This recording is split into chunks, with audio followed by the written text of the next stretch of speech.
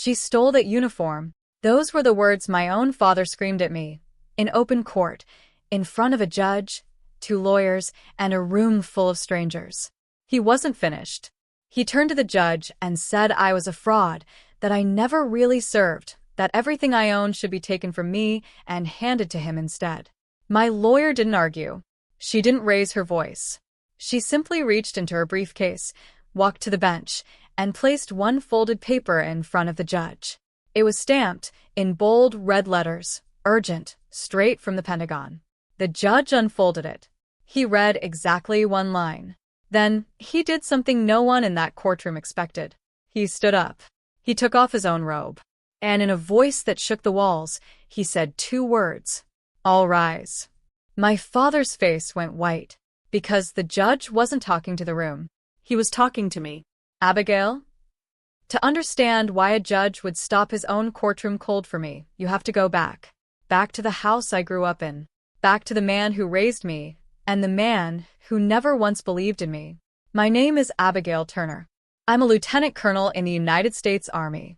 But long before I earned that rank, I was just a girl standing in the shadow of my grandfather, General Joseph Turner, a 2-star who spent 40 years in uniform and 1 lifetime trying to make his only son proud.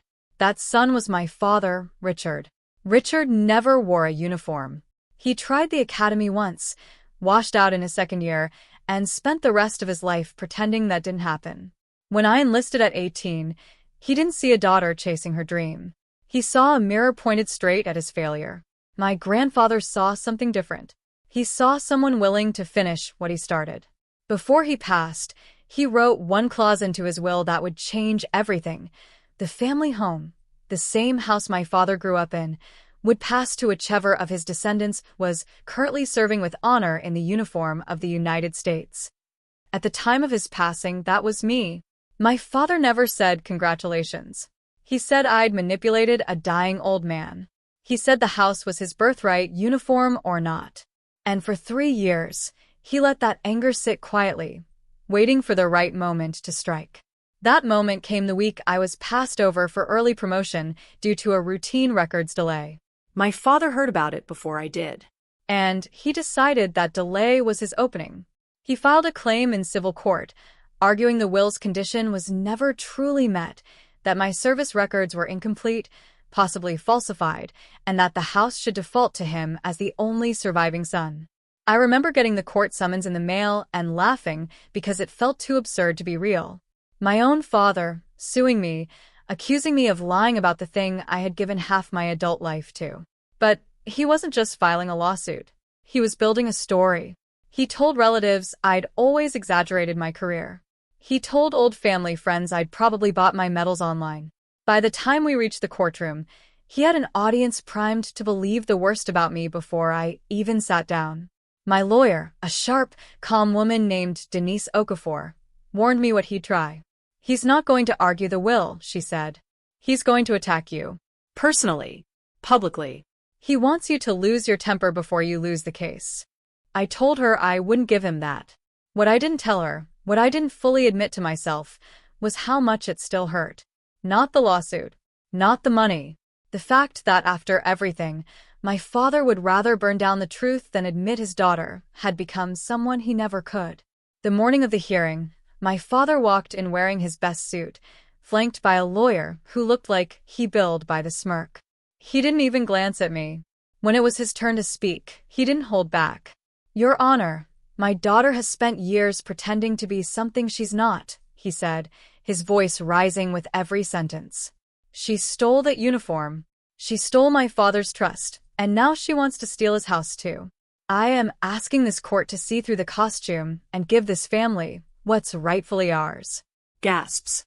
Whispers. A few relatives in the back row nodding along like he'd finally said the quiet part out loud. I sat there, hands folded, jaw tight, saying nothing.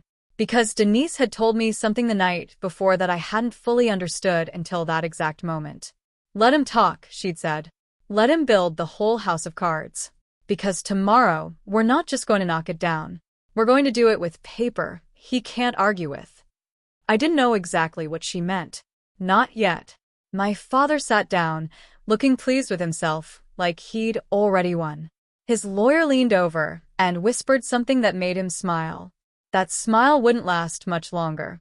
What my father didn't know, what none of them knew, was that 2 weeks earlier, Denise had quietly submitted a formal records request to the Department of Defense. Not for medals.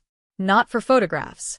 She'd requested official verification of my current commission, my duty status, and my full personnel file, sent directly from the Pentagon to the court. It wasn't revenge in the way people imagine revenge. There was no shouting, no trap, no dramatic confrontation planned. It was simpler than that. It was the truth, verified, sealed, and delivered exactly when it would matter most. Denise's plan was patient, almost boring by comparison to my father's performance. The best answer to a lie, she told me, isn't a bigger lie back. It's proof so solid there's nothing left to argue. The dispatch arrived the morning of the second hearing, hand-delivered by courier, stamped urgent because of how quickly it had been processed at the request of the court. Denise read it once in the hallway outside the courtroom. I watched her face change, not shock, but something closer to quiet satisfaction. "You might want to sit down for this one," she said. I asked her what it said. She just smiled and told me to wait. Let the room hear it the same time you do. I didn't understand why that mattered so much to her. Not until we walked back inside. That's where we started. My father, mid-sentence, calling me a thief in front of everyone who once called me family. My lawyer stepping forward. The folded paper hitting the bench. The judge read the first line. His posture changed instantly, spine straight, eyes sharp. He read the second line, and I watched his hand tremble slightly as he set the paper down. Then he stood. He removed his robe, laid it over the back of his chair, and said, "All rise," in a voice meant for a parade ground, not a courtroom. Everyone stood, confused, unsure why. Everyone except me, frozen because he was staring directly at me. "Abigail?" he said. I hadn't recognized him at first. 15 years and a judge's robe change of face. But when he said my name like that, it hit me. Colonel Marcus Reyes. My grandfather's old executive officer. The man who had pinned my very first rank insignia on my collar the day I commissioned, back when I was 22 and terrified I wasn't enough. He wasn't rising for procedure. He was rising for me. He turned to the room and read from the dispatch himself, not just confirmation of my active commission, but formal notice that I had, weeks earlier, been approved for the very promotion my father claimed never happened, the paperwork simply delayed in routine Pentagon processing. Verified. Signed. Real. Then he looked at my father, and his voice lost all warmth. "Mr. Turner," he said, "you stood in my courtroom and called a serving lieutenant colonel a thief, based on nothing but your own resentment. You didn't just insult her. You insulted every service member sworn under that uniform." My father had no response. His lawyer had no response. The smirk was gone. The judge didn't just dismiss my father's claim. He ruled that the will's condition had been not only met, but exceeded, and ordered my father to cover the full cost of the legal proceedings he had forced me into. He noted, for the record, that knowingly making false claims about a service member's status in a court filing was something he intended to refer for further review. My father didn't apologize in that courtroom. He barely looked at me as he gathered his things and left, his lawyer trailing behind him with none of his earlier confidence. He did call me 3 weeks later, not to apologize outright, but to ask, quietly, if I still had grandfather's old flag folded in a case somewhere. I told him I did. He asked if he could see it sometime. I said yes. Not because everything was forgiven, but because some doors, even after everything, are worth leaving open a crack. I kept the house. I hung my grandfather's flag in the same hallway where he used to stand and tell me stories about the men and women he served with. And every time I walk past it now, I think about Colonel Reyes standing up in that courtroom, not for procedure, but because he remembered who I was before anyone doubted it. Some inheritances aren't houses or money. Some are simply people who remember the truth about you, even when your own family forgets. My father spent years trying to prove I didn't deserve what I earned, because admitting I did meant admitting something about himself he couldn't face. But the truth doesn't need permission to exist.